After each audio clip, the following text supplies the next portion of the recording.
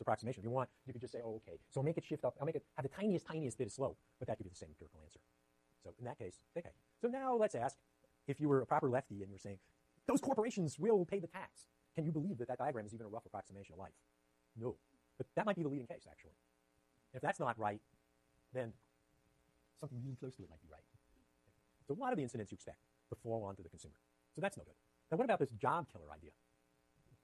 Why would someone say that a tax is a job killer? This example will do well enough, what we have on the board here. Why do they say it's a job killer? Well, how do you get rid of jobs? No, over here, okay. Well, no, but just look at the diagram. What happened in the diagram? Stay with my diagram. My diagram, put on a tax, what happens to the quantity? It goes down, right? Well, how do you produce the quantity? With jobs, yeah, right? So the quantity goes down, the jobs have to go down. Maybe not at the same rate, but if you put on a tax that really changes the quantity of output, then you got to get that kind of answer. It's a job killer. So to be screaming job killer, you really got to believe that this distance, like I drew it, is big. The way I've drawn it, it's half. But go ahead and experiment and start tilting this curve a bit. And you can easily produce examples like this one, where a shift is not going to do very much quantity. So empirically, you can produce examples that have very low changes in quantity as well. So that's the issue. Do you think that this tax you're going to put on is mostly going to be incident on producers or consumers or some split? And do you think that it is going to do a lot of discouraging production? Those are the two questions you want to ask. They're wholly empirical. There's absolutely nothing that you can do with your brain to think about it and come to the right answer. Your ideology is hopelessly useless for this. It's just, what do these curves look like? It's not an ideological question.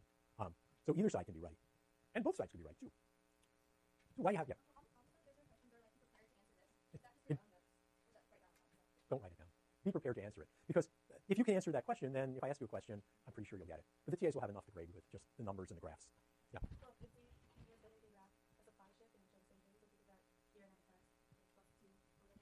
Okay, so here's t, right? And so I would literally, this would be literally, make it the same thing. Yeah. So why do we have taxes? I can think of two reasons. Got any reasons why we have taxes?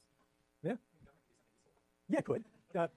I see you're wearing a shirt that's a little more on the red side, so you're a little more towards the commie end and than the libertarian end. But you're probably right. The government could do something useful with it, and that's a mistake on the other side, right? The other side of the political debate is giving it to the government is the same as burning it, or worse, right?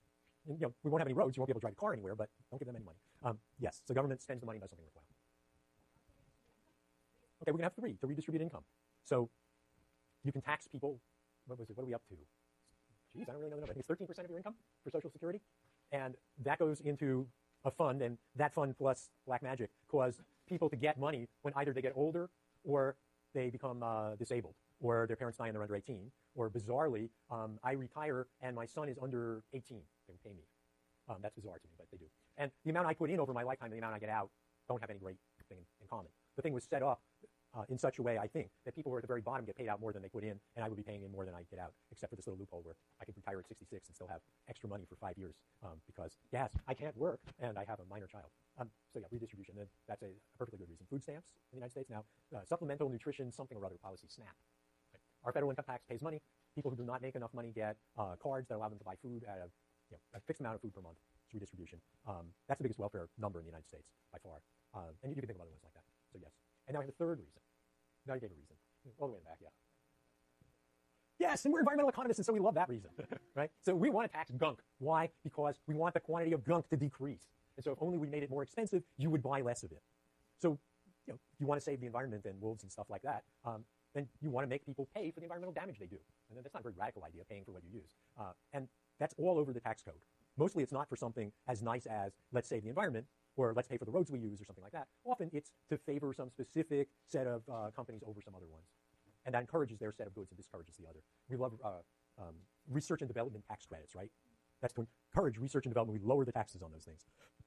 So there's another reason it's endless. In terms of our diagram, it's pretty simple. We have a tax T, and it applies to a tax base, Q, quantity. T times Q is the tax take, how much money the government gets in green dollars. In terms of the diagram, here's our standard diagram. Here was our tax, T. Here is this quantity. Here is the after-tax quantity. And so the vertical distance is T. The horizontal distance is Q. And this thing is T times Q. That's the tax revenue. So an area is a tax revenue. But generally, on these diagrams where I have price and quantity, price times quantity is money. This is dollars per unit. This is units. Every area on this diagram is in dollars. Right? So this area is like $100,000. This distance is $2 per unit. And this quantity is 50,000 of whatevers. And we'll come back to that in terms of we'll draw boxes for people's profits. So a box is an amount of money. and that is the tax revenue. This is the story that I got you to tell. Firms don't pay for the use of air to dispose of waste. Now, I don't view this the same way everyone else does. My view of the environment problem is I view the environment as a garbage truck, okay? So if you're a firm, you hire a garbage truck to take away your garbage. That's not a radical idea. In this case, the garbage truck is the air. And so you should be paying the garbage truck for taking away your garbage, and you're not. And that's the simplest way I could put it. That's what's going wrong in the environment. If somebody is doing something for you, providing what we now call environmental services, the environmental service here is waste disposal. This is the simplest way to think about it. Because there's nothing strange. I'm a firm. I buy steel and concrete and all kinds of other stuff, and I buy waste disposal services. So what's strange about that? Nothing. The only reason why we have a subject is I pay for the steel, I pay for the concrete, and I don't pay for the waste disposal services. That's what causes the problem. And that's why economists are so fixated on prices, because that is the fundamental issue. It's the failure to pay for waste disposal. So I will always talk about the pollution problem not as, oh, in order for me to make new buildings, I also have to make pollution. You see, I have to make two things at once. I think that's a hard way to think about it. I think the easy way to think about it is I make one thing, buildings. In order to do that, I have to get rid of my gunk. And I get rid of my gunk by buying or taking for free gunk disposal services. I have a number of inputs. One of them is garbage disposable, gunk disposal services. And what's the problem? I don't pay for them. Okay? That's my view of it in a nutshell. So if that's your view of it, it leads to market-based initiatives, like cap and trade, which I'm sure you've heard of by now. What's a market-based initiative? It's really some way to get a price on waste disposal services. So you're throwing carbon dioxide into the air. In other words, it's taking it away for you for free. That's not the right price. So if we found a way to get you charged the right price, then you throw out the right amount of carbon dioxide, whatever that should be. So we want to price it. If you ask economists, how should you do this? We'd give you a real simple answer. You'd say, well, what kind of damage does a ton of CO2 do? Go figure that out and charge it as a tax, and let's move on. But that's not very politically palatable, as you'll see in a minute. So what we actually do is we say there's only so much CO2 we're willing to see thrown out in the air. So create permits that say this permit entitles the owner to emit 1 ton of CO2. And then we give them to carefully chosen enterprises. And these enterprises now own the certificates. They can either use them to throw stuff away or they can sell them to each other.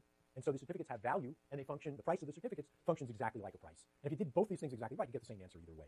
You'll see in a minute why, you can tell in a minute, I don't even have to tell you, why the cap and trade works better politically. I'm telling you, if we got the price right, we got the number of certificates right, we get the same amount of gunk, but there's something we would not get the same. What is it? What's the difference? In one case, I get these little pieces of paper, and I go to steelmaking firms and refineries like you guys, and I give you some of these pieces of paper, and then you trade them among yourselves and to other people who want to make stuff. And they have value, and they limit us to the right amount of quantity, and the certificates come out with the right amount of price for clean air. All is well and good, right? That's one rule, one way. Another way is I charge them a tax of that same amount of money. Gets us back where we were before. What's the difference between the two ways? Where's the money go? Who gets the money? Follow the money. If I charge a tax, who gets the money? If I give them the certificates, who gets the money? They keep the value of the certificates, yeah? So if I go up to a firm and I say, I'm going to kick you in the nuts twice. Once, I'm going to make you stop polluting. The second time, I'm going to make you pay for what you're still polluting. And the alternative is I go up to them and say, oh, I'm going to kick you once. I'm just going to make you stop polluting. Which one are they going to prefer? They're going to prefer the second. So now you know the politics of it and why it's not the way it's done. So let's look a little more at this. So here we have my view of it, right? I have supply. It's a function of the output. It's a function of inputs. One of the inputs is clean air services. The air's a garbage truck. It takes away your garbage. There's some price for it. It's convenient to me to always think of it as not zero, but some very, very small amount of money. Later in the course, you'll see why it's convenient for it to be a small number, not zero. But it should cost some amount. T. It actually costs some tiny amount, zero. So what happens to supply? I have two cases. One case you pay for the input, the other you don't. Which one has the supply curve shifted out from the other one? The one where you don't pay, right? So looks like a very standard problem. I make them pay, it's going to shift the supply curve in, and you can do all the rest of the math from there. I will get, I'll get a different output. If I charge the right tax, I can shove the supply curve in far enough and make them produce the right amount of output and the right amount of pollution. The second way to do this, non-market-based initiatives, is command and control. Command and control is really simple. In terms of a diagram like this, you imagine government gets what governments have, which are guns, and it says, you will not pollute or else. And they tell them how much they can pollute. They can't trade certificates, they can't do any of those things. They just each get an amount that they're allowed to emit. They get an emissions permit. That's command and control. You have to figure out how much emissions everybody should do because they won't be able to trade them around. They'll do what you say. So that's command and control. So let's go back to the picture and let's see where the green goes. Green's money. So like I said, very artificial story. In order to make 1 unit of output, you have to emit 1 unit of gunk. There's no way out of it, right? So there's no cleanup. There's no way of substituting cleaner input fuel. It's just real simple. 1 unit of output requires 1 unit of environmental service. There's no way out of it. So in that story, this is not only the amount of output, which is beneficial, it's also the amount of gunk. There's no way to get out of it. Standard deal. Here's what happens with no regulation. There's a lot of gunk. For whatever reason, the government wakes up and says, oh, too much gunk, we should breathe. And it wants to throttle it back to here a little less than 2 units. And it can do it in a couple of ways. The first way is the tax. And this is exactly the tax diagram. Yep, this is exactly the tax diagram. And the green amount goes to the government. If instead the government were to say, this, about 2 units, is all you may produce.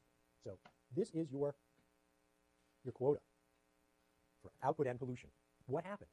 Well, that's how much they produce. What price will they be able to sell it at? This is the quantity. How do I find the price?